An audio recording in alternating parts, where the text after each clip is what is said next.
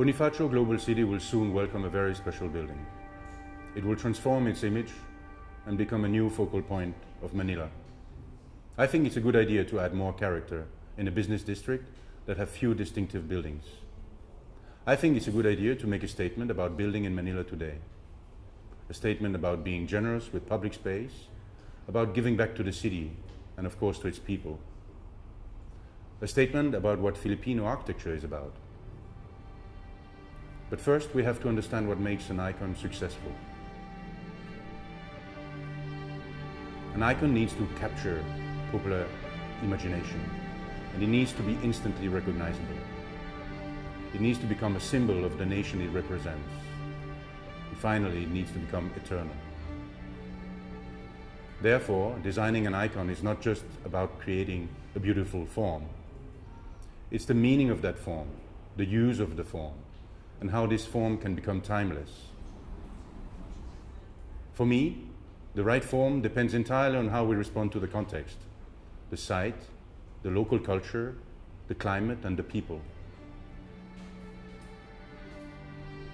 Sydney Opera or Bilbao Museum are amazing icons because of the spectacular surroundings that let them breathe and shine. In Paris, the Pyramid of the Louvre and the Great Arch were designed specifically for their size. They resolve their size perfectly, and they can only fit there. Our site is in the heart of Manila's most vibrant center. We have a unique opportunity to give it a world-class skyscraper and a world-class public space at its foot. The difficulty is the challenge to exist in such a dense site, with other tall buildings so close to us. How can we stand out here? I believe it is crucial to become taller than the neighbors are. Our skyscraper needs to reach up to find some space to shine. It needs to become a significant part of the skyline of Bonifacio Global City and of Manila. To achieve the height, we positioned the public program at the base and at the top of the tower, where offices would not be efficient or offer enough daylight. By slanting the facades to merge the programs into one form, we get a steep pyramid. In the master plan as well, we need to differentiate ourselves from the surroundings. Therefore, we propose an elliptic plan. At pedestrian level, the ellipse frees up the ground floor and binds together the entire neighborhood. The ellipse ensures urban ventilation, which helps to cool and clean the air. It also ensures a minimal obstruction of the views and daylight from the surrounding residential buildings, keeping neighbors happy. The elliptic plan, combined with the pyramid, creates an elliptic cone. We call it the ICONE Tower.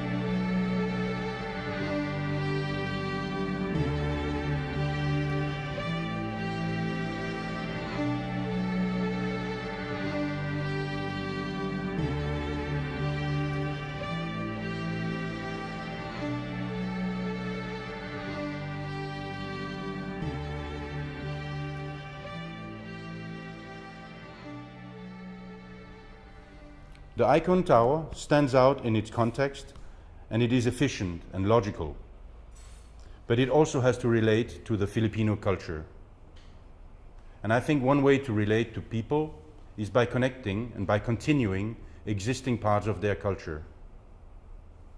We encountered the cone well before the site demanded it from us, in Filipino nature.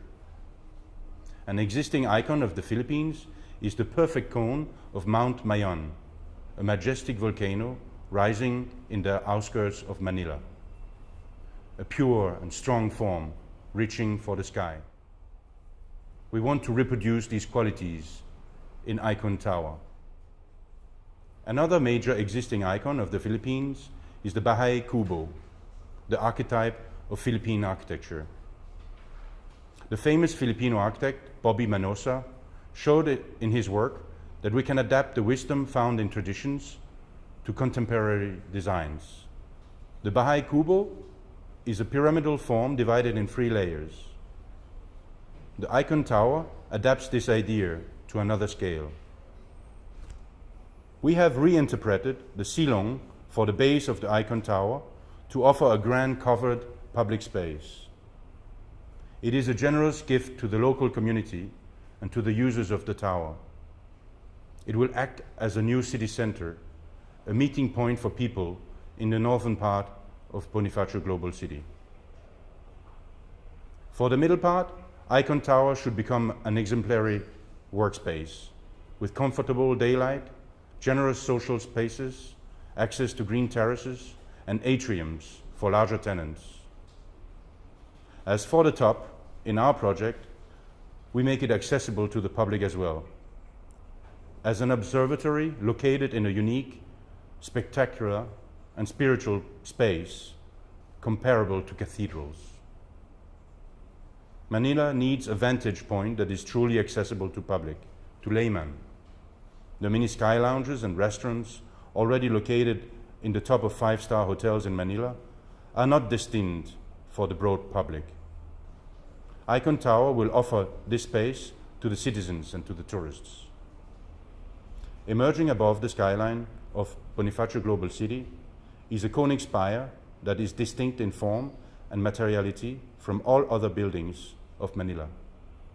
At day, it will shine by its transparency. At night, a large lens will project a beacon of light over Manila and its bay. It will act as a lighthouse for Manila, giving a sense of orientation and security in the sprawling city. It will remind everyone that a vast ocean surrounds the islands of the Philippines, perhaps the most defining part of Filipino identity. We call the top of the tower the Light of Manila. Besides being an observatory with spectacular views, the Light of Manila is a grand space meant to inspire and bring Filipinos together. I hope it can gather Filipinos of all religions in a shared, peaceful, spiritual emotion, an emotion created by a space designed to elevate the mind and celebrate the light itself. The ICONE Plaza around the tower is yet another generous gift to the city. And once more, it relates to something that I think lies deep in the Filipino soul, the forest. We propose it to be a dense canopy of tall, large trees, recreating beneath the shade and the ambience of a Filipino tropical forest. The dense canopy of trees also filters the views to the surrounding buildings. We do not forget popular culture or the need to be useful for people on a daily basis. Filipinos have a strong penchant for gatherings, for celebrations, and they traditionally enjoy doing those in public space. The ICONE Plaza is meant to offer protected and useful space for these popular activities. Some pavilions will cater for food and drinks, animating the plaza 24/7 and creating life in the heart of the city. Our project aims to provide an architectural response to the climate as the Bahay Kubo did, but also the arcades introduced by the Spanish. It is all about creating shade and shelter around the building.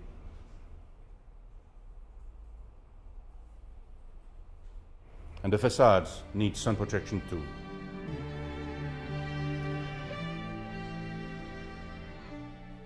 The Philippines are prone to earthquakes and typhoons. The cone is the optimum form to reduce the structural cost to resist those forces. The ICONE Tower is designed to be a perfect structure. The floors span between a stepping core and an exoskeleton. The exoskeleton becomes the most expressive part of the design. It is an almost Gothic structure with arches distributing the loads.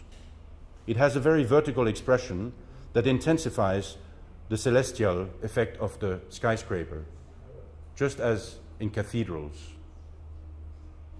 Then there is the question of the durability of the design.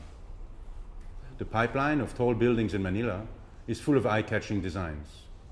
However, true icons have to be both eye-catching and timeless. The integration to the site, the cultural relevance, and the purity of the form of ICONE Tower is likely to make it last as an eternal achievement in Manila.